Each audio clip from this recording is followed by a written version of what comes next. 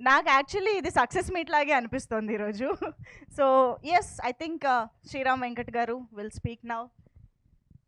అందరికీ నమస్కారం అండి. This is Sriram, son of Suryachandra Rao.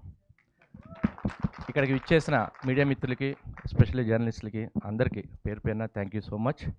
Yeah, daughter of Prasadarao. ఇది నాకు చాలా dearest project with closest people.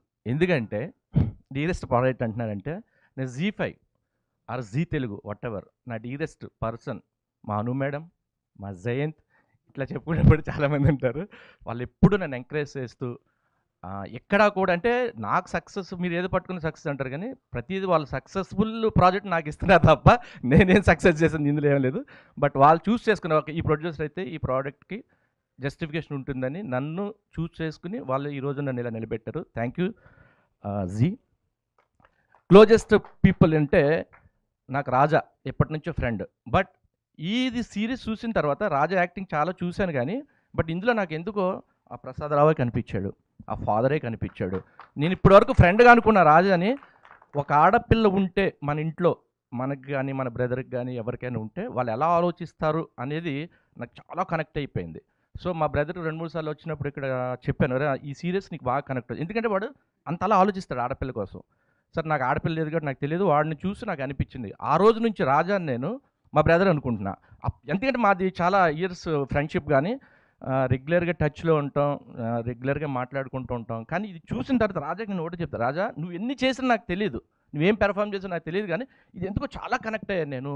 అది ఆ క్యారెక్టర్లో అంత ఇమిడిపోయావు నువ్వు. నిన్ను చూస్తున్న ప్రసాదరావు ఒక ఆడపిల్ల తండ్రిగానే కనిపించావు తప్ప నాకు ఎక్కడ నా రాజా నా ఫ్రెండ్ అనేది కనిపించలేదు. So okay, Banu she's also closest friend ఎప్పటి నుంచో.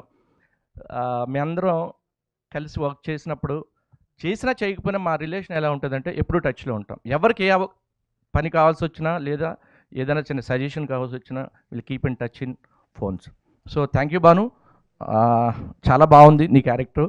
నాకు ఇంకొక హ్యాపీనెస్ ఏంటంటే నా ఫ్రెండ్స్కి నా ప్రొడక్షన్లో ఒక మంచి క్యారెక్టర్స్ ఇస్తే ఆ ప్రౌడ్ ఫీలింగ్ ఒకటి ఉంటుంది కదా, అది చాలా నేను బానీకి రాజాకి ఒక నా ప్రోడక్ట్ల వాళ్ళు ఒక మంచి క్యారెక్టర్స్ చేస్తే డెఫినెట్గా ఇన్నర్ ఫీలింగ్ ఒకటి ఉంటుంది, అబ్బా చాలు ఈ జీవితానికి అన్నట్టు.